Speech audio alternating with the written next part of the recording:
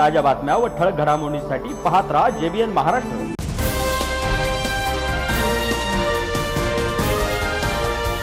जळगावचे पालकमंत्री गुलाबराव पाटील यांच्या माध्यमातून अनाथ मुलांना शैक्षणिक साहित्याचे वाटप यावेळी मंत्री गुलाबराव पाटील, मित्रपरिवार मनोज चौधरी, मित्रपरिवार रोटरी क्लब यांच्या वतीने करण्यात आले होते।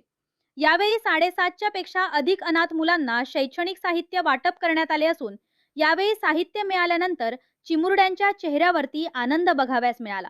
तसेच यावेळी रुग्णवाहिकेचे लोकार्पण देखील करण्यात आले। जवळपास 750 विद्यार्थी आहेत की ज्यांना एखाद्याला आई नाही, एखाद्याला वडील नाही, किंवा 60 विद्यार्थी तर असे की ज्यांना आई पण नाही, वडील पण नाही, आजोबा पण नाही, आजी पण नाही।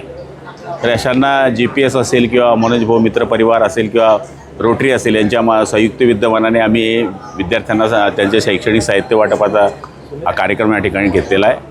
आणि नेहमी समाजाचा आपण काही देणं लागतो आणि समाजाशी आपली बांधिलकी आहे।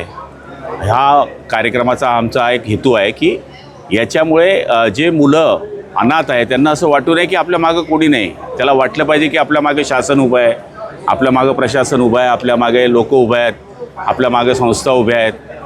त्यांना ह्या गोष्टीचा जर फायदा झाला तर भविष्यात ते अभ्यास करतील, मोठे होतील आणि पुढे ते मोठे झाल्यानंतर या देश सेवेमध्ये अशाच पद्धतीचं कार्य करतील की जे त्यांना या ठिकाणी आम्ही जे करतोय त्यांच्या डोक्यात येईल की पुढे आम्ही हे केलं पाहिजे। आणि मला तरी असं वाटतं की हा कार्यक्रम जरी छोटा वाटत असला तरी हा कार्यक्रम मनाने खूप मोठा आहे, ज्याच्याने भावना जळलेल्या आहेत, ज्याच्यामध्ये हृदय जळलेलं आहे आणि तो कार्यक्रम घेण्याचा आम्ही या ठिकाणी प्रयत्न केलेला आहे। आपण विद्यार्थ्यांना देखील आपली भावना सांगितली की आपण कशा पद्धतीने या ठिकाणी घडलेले आहात, कसं झाले। माझं आयुष्य तर मी फार छोट्या गोष्टीत सांगितलं। माझे जर म्हणजे ज्याला म्हणतो आपण की रोटी कम खाई आहे और ठोकरे ज़्यादा खाई आहे, तर हे लहानपणापासून मी स्ट्रगल करत आलेलो आहे।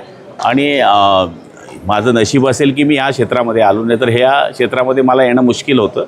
कारण हे क्षेत्र माझं नव्हतं, माझं क्षेत्र होतं शिकणे आणि कुठेतरी एक छोटीशी नोकरी आणि छोकरी हेच आपलं स्वप्न होतं। पण योगायोगाने ह्या समाजसेवेच्या ब्रीदमध्ये आल्यामुळे या क्षेत्रामध्ये मी येऊ शकलो आणि आता मी त्याचा पुरेपूर फायदा घेतो आहे की मी काहीतरी केलं पाहिजे।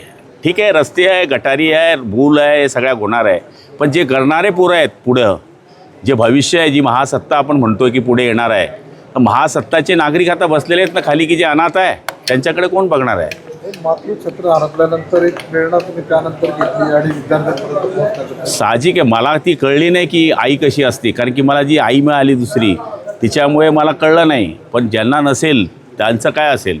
मी अजूनही आज माझ्या आईचा फोटो पाहतो, मला नाही मिळत, कारण की त्या काळात फोटो सिस्टीम नव्हती आणि होती तर आजोबांची तशी परिस्थिती नव्हती। माझे आजोबा कीर्तन करायचे तर पायी जायचे, 50 पैशात कीर्तन करायचे। ते काय माझ्या आईला बघतील, पण ह्या भावना मनात ठेवायच्या असतात। हे मी कधीच प्रगट केलं नव्हतं आजपर्यंत कुठल्याच भाषणात, पण आज हा कार्यक्रम होता म्हणून मी हे मांडलं। प्रत्येकात सुखी माणसाच्या मागे कुठेतरी एक दुःख लपलेलं आहे, पण ते दुःख दुसऱ्याला होऊ नये याची जर त्यांनी काळजी घेतली तर तो खरा माणूस आहे। भाऊ, तुम्ही खंत व्यक्त केलेली आहे, समाजसेवा करण्याची मानसिकता प्रत्येकाच्या मनात असते, मात्र करण्याची दानत असली पाहिजे ना, बिलकुल असली पाहिजे। तुमच्या ताटात 2 पोळ्या आणि समोर एक भुकेला आहे आणि तुमची भूकच एक पोळीची आहे, तर साहजिक ती दुसऱ्याला दिली पाहिजे। याला म्हणता मानववृत्ती। भाऊ, आज बघितलं आपण तर